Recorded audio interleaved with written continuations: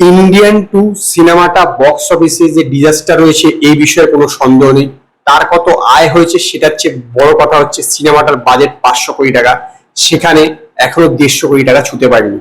তো এই cinema flop হওয়ার কারণ কি, আসুন চলুন আলোচনা করা যাক যে এই ইন্ডিয়ান টু ফ্লপ হওয়ার পিছনে কারণগুলো কি।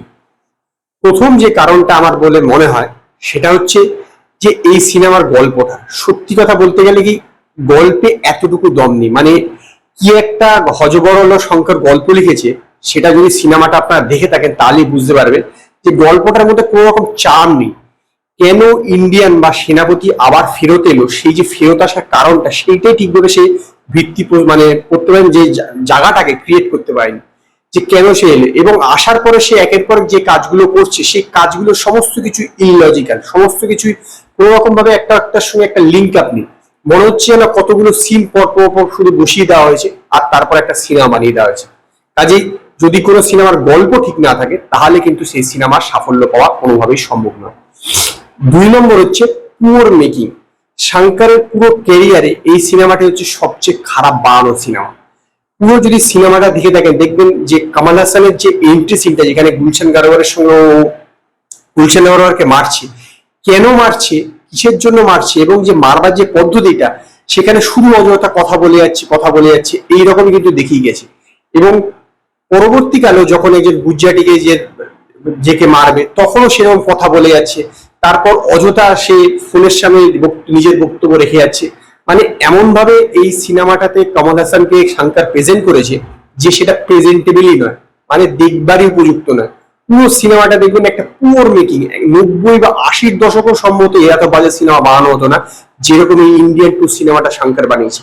কোন রকম মেকিং এ একটুটুকু কিছু রকম অভিনবত্ব বা নতুনত্ব তো কিছু নেই, বরং একটি পুরোনো মান্দাতার আমলের সিনেমা দেখে আপনাদের পুরো মনে হবে এই সিনেমাটা দেখে।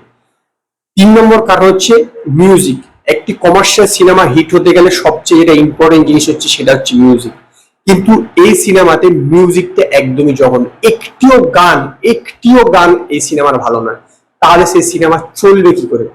যেখানে কমার্শিয়াল সিনেমা গানটা খুবই ইম্পর্টেন্ট রোল প্লে করে, সেখানে যদি একটিও গান ভালো না হয় তাহলে সেই সিনেমা চলতে পারে না। 4 নম্বর হচ্ছে অ্যাকশন। যদি সিনেমাটা দেখে থাকেন দেখবেন যে এই সিনেমাতে যে অ্যাকশন দেখানো হয়েছে, শঙ্কর তো মনে করেছিল এই টাইপের অ্যাকশন বলে লোকে বিশাল পছন্দ করবে, কিন্তু এই অ্যাকশন 90-র দশকে চলতে পারতো, এখন নয়। এবং কমল হাসানের দেখবেন একটা অ্যাকশন আছে খালি গায়ে, সেই অ্যাকশনটাকে যদি দ্রুত দেখাতো তাহলে হতো, সেখানে স্লো মোশনে দেখাচ্ছে, কোনো কিছুই কিন্তু একদম দানাবাদি, মানে অ্যাকশন অতীব জঘন্য।